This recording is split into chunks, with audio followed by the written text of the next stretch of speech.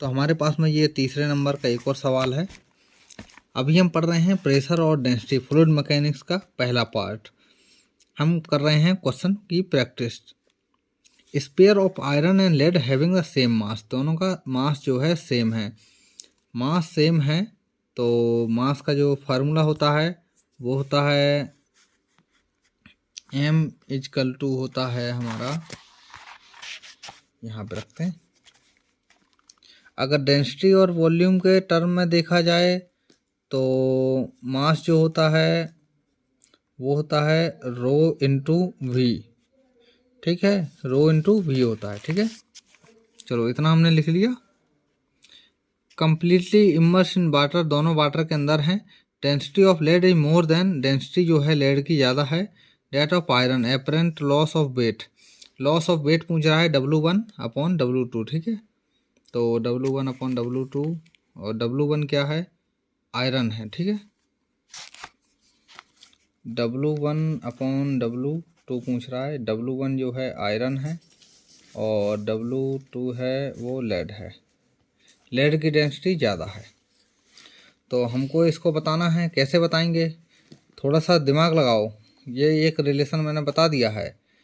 अब फोर्स क्या होता है, फोर्स या W इक्वल टू होता है mg, क्या होता है mg। तो यहाँ पर g का इंटू कर दूँ तो mg जो है फोर्स जो है आ जाएगा हमारे पास में। अब चलो एक चीज़ और देखते हैं, जो मास होता है या वॉल्यूम जो v होता है हमारा, वो अगर हम रो की डेंसिटी की बात करें तो density is directly proportional to 1 upon v, यानी मास अपॉन वॉल्यूम होता है। मास कांस्टेंट है तो अगर देखें यहाँ पर रो लेड अपॉन रो आयरन, तो यहाँ पर क्या आ जाएगा हमारे पास में, यहाँ पर आ जाएगा V iron upon V lead, ठीक है। अब अगर एक चीज़ देखो ध्यान से, तो रो लेड का क्या था, ज़्यादा था, तो V क्या होगा, कम होगा, क्योंकि इन्वर्सली प्रोपोर्शनल है। तो अगर लेड का जो है V कम होगा तो आयरन का जो है ज़्यादा हो जाएगा V, तो आयरन का ज़्यादा हो जाएगा तो ये क्या हो जाएगा, ग्रेटर देन बन जाएगा। नहीं समझ में आया, नहीं आया, चलो दोबारा समझ लो। अगर जो रो लेड का ज़्यादा है, यानी कि rho is inversely proportional to 1/v है, यानी ये चीज़ ज़्यादा होगी उतनी ये चीज़ कम होगी। तो चलो लेड का रो ज़्यादा है, डेंसिटी ज़्यादा है, तो वॉल्यूम उतना ही कम होगा, ठीक है। अब वॉल्यूम कम है तो हम इसको अगर नीचे रखेंगे तो आयरन का रो तो वैसे ही कम है तो वॉल्यूम ज़्यादा होगा। और यहाँ पे बड़ी संख्या आ जाए, यहाँ छोटी आ जाए, तो ये 1 से ऊपर ही तो आएगा, ठीक है। अभी समझ में आ गया, आ गया। चलो ये हमारे पास में एक रिलेशन आ गया। अब हम देखते हैं यहाँ पर